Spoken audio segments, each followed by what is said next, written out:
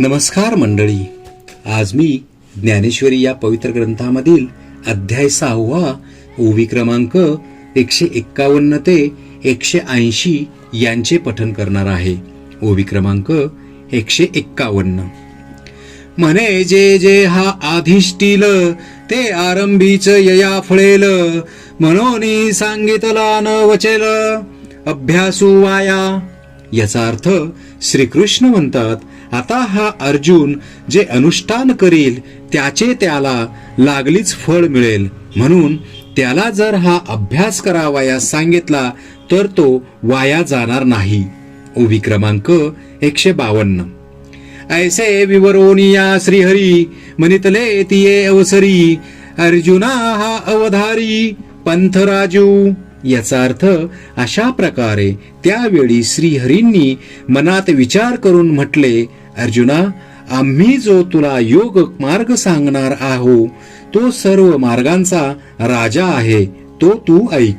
ओवी क्रमांक 153. तेथ प्रवृत्ती तरुच्या बुडी, दिसती निवृत्ती फळाची या कोडी, जिये मार्गीचा कापडी महेशू आझुनी. याचा अर्थ तो योग असा आहे की ज्याच्या प्रवृत्ती रूपी वृक्षाखाली कोट्यवधी मोक्ष फले दृष्टीस पडतात, ज्यांचे आचरण करू लागले असता मोक्ष प्राप्ती होते, त्या या मार्गाची श्री शंकर हे अद्यापपर्यंत यात्रा करीत आहेत. ओवी क्रमांक 154. पैल योग वृंदे वहिली, आडवी आकाशी निघाली, की तेथ अनुभवाच्या पाऊली दोरणू पडिला. याचा अर्थ दुसरे योगी जनही प्रथम हृदयाकाशात आडमार्गाने चालू लागले, पण शेवटी अनुभवाच्या पावलांनी चालता चालता त्यांना हमरस्ता सापडला. ओवी क्रमांक 155. तिही आत्मबोधाचेनी उजुकारे, धाव घेतली एकसरे, की येर सकळ मार्ग निदसुरे सांडूनिया. याचा अर्थ आणि मग त्यांनी इतर अज्ञानरूप सर्व मार्ग सोडून त्या योग्यांनी आत्मबोधाच्या सरळ मार्गाने एकदम धाव घेतली. ओवी क्रमांक 156. पाठी महर्षी येणे आले, साधकांचे सिद्ध झाले, आत्मविद थोरावले येणेची पंथे. याचा अर्थ पूर्वीचे महर्षी याच मार्गाने आले आणि ते साधकांचे सिद्ध झाले. याचप्रमाणे तत्वज्ञानी हे याच पंथाने श्रेष्ठत्वास पावले. ओवी क्रमांक 157. हा मार्ग जै देखिजे, तै तहान भूक विसरीजे, रात्री दिवसूने निजे वाटे ये. याचा अर्थ जेव्हा हा मार्ग दृष्टीस पडतो तेव्हा ताण व भूकही हरपतात. या वाटेने जात असता रात्र व दिवस याचे भान राहत नाही. ओवी क्रमांक 158. चालता पाऊल जेथ पडे, तेथ अपवर्गाची खाणी उघडे, अव्हा अटलिया तरी जोडे स्वर्ग सुख.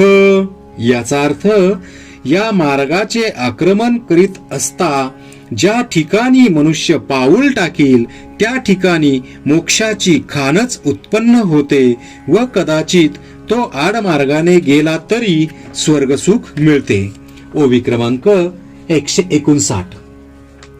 निगिजे पूर्वीलिया मोहरा, की येईजे पश्चिमेची या घरा, निश्चळपणे धनुर्धरा चालणे येथींचे. याचा अर्थ तो पूर्वेच्या वाटेने निघून म्हणजे प्रवृत्तीची वाट सोडून इंद्रियांचे आकलन करून पश्चिमेस येतो, निवृत्तीच्या वाटेला लागतो. हे धनुर्धरा, या ठिकाणचे चालणे कोणते म्हणशील तर निश्चलपणे बसणे हे होय. ओवी क्रमांक 160. येणे मार्गे जया ठाया जाईजे, तो गावो आपणची होईजे, हे सांगो काय सहजे जानसी तू. याचा अर्थ या मार्गाने ज्या ठिकाणाला जातो ते स्थानच तो स्वतः बनतो, हे निराळे काय सांगावे, तू ते आपोआप जाणशील. ओवी क्रमांक 161. तेथ पार्थे म्हणितले देवा, तरी तेची मग केव्हा हा आरती समुद्रोनी न काढावा बुड तुझी मी. याचा अर्थ तेव्हा पार्थ म्हणाला, देवा तर तुम्ही हे योगशास्त्र मला केव्हा सांगाल, कारण उत्कंठा रूप समुद्रात बुडालेला जो मी त्या मला वर का न काढावा. उभी क्रमांक 162. तव श्रीकृष्ण म्हणती ऐसे हे उत्सृखळ बोलणे कायसे, आम्ही सांगत असो आपैसे वरी पुशिले तुवा. याचा अर्थ तेव्हा कृष्ण म्हणाले, आम्ही स्वतःहून तुला सांगत असताना मग प्रश्न करण्याचा इतका उतावीळपणा का करतोस. उभी क्रमांक 163. तरी विशेषे आता बोलिजेल परी ते अनुभवे उपेगा जाईल, म्हणून तैसे एक लागेल स्थान पहावे. याचा अर्थ तर आता आम्ही तुला स्पष्टपणे सांगतो, पण त्याचा अभ्यास केल्यावर उपयोग घडेल तशा रीतीच्या योगाभ्यासाकरिता एक जागा शोधून काढावी. उभी क्रमांक 164. जेथ अरानुकेचे निकोडे बैसली या उठो नावडे, वैराग्यासी दुनी वचडे देखील याजे. याचा अर्थ ती जागा अशी असावी की ज्या ठिकाणी करमणुकीची हौस पुरी होत असल्यामुळे बसल्यावर उठू नये असे वाटावे आणि जी पाहता क्षणीच वैराग्य दुप्पट व्हावे. उभी क्रमांक 165. जो संती वसविला ठावो संतोषाशी सावावो, मना होय उत्साहो धैर्याचा. याचा अर्थ ती जागा पूर्वी सत्पुरुषांनी वसविलेली असावी किंवा तिच्यापासून मनाच्या संतोषाला असहाय्य व्हावे व धैर्याचा उत्कर्ष व्हावा. उभी क्रमांक 166. अभ्यासूची आपण याते करी, हृदयाते अनुभवई वरी, ऐसी रम्यपणाची थोरी अखंड जेथ. याचा अर्थ त्या जागेत अभ्यास करण्यास उत्तेजन यावे आणि मनाला अनुभवाने माळ घालावी अशी त्या जागेची रम्यपणाबद्दल नेहमी योग्यता असावी. उभी क्रमांक 167. जया आड जाता पार्था तपश्चर्या मनोरथा, पाखंडिया ही आस्था समूळ होय. याचा अर्थ पार्था त्या जागेच्या जवळून गेले असता पाखंड्याच्याही मनात तपश्चर्या करण्याबद्दल आस्था निर्माण व्हावी. उभी क्रमांक 168. स्वभावे वाटे येता जरी वरपडा जाहला अवचिता, तरी सकामुही परी मागवता निगो विसरे.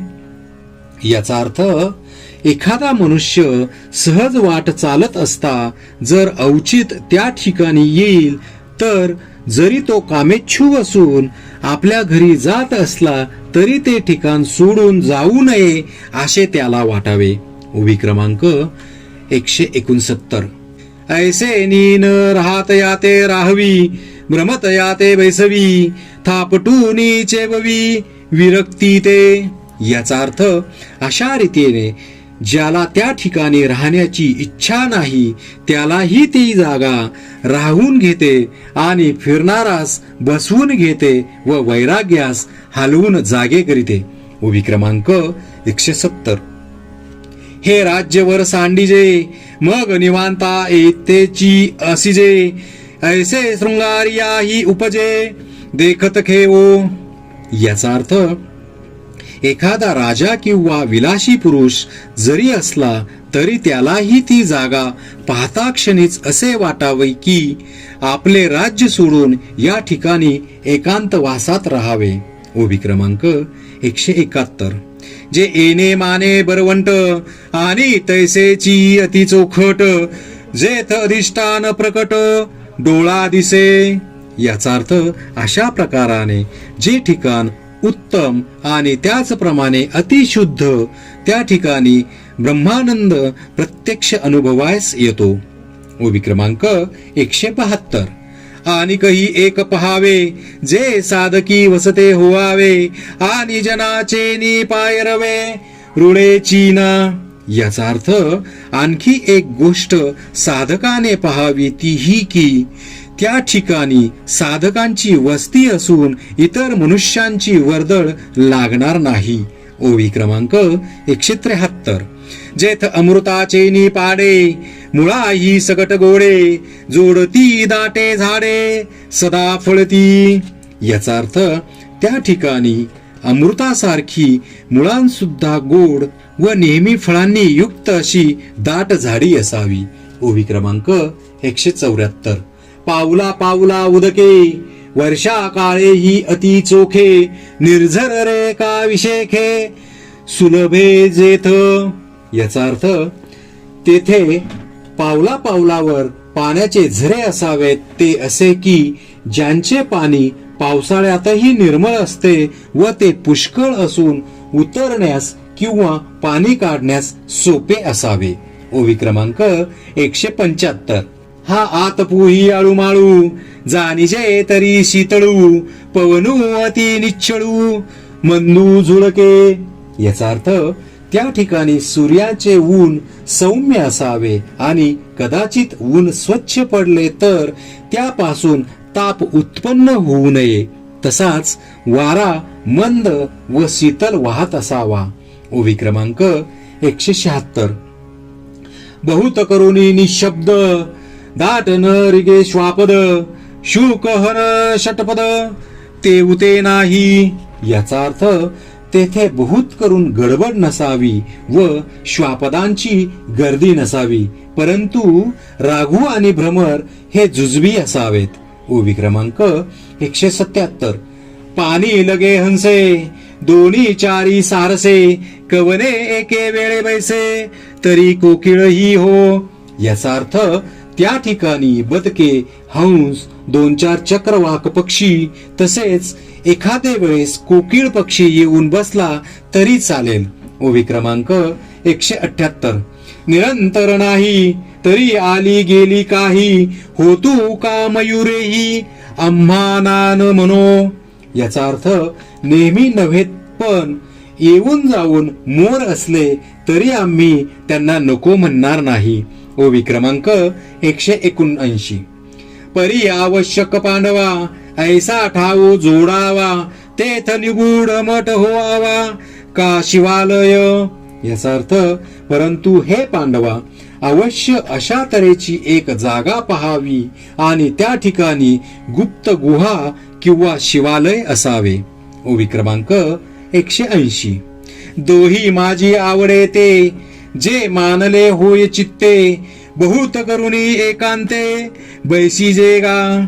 याचा अर्थ आणि दोहोतून जे आपणास आवडेल किंवा आपल्या चित्तास पसंत पडेल त्या ठिकाणी बहुत करून एकांतवासात बसावे. श्री संत ज्ञानेश्वर महाराज की जय.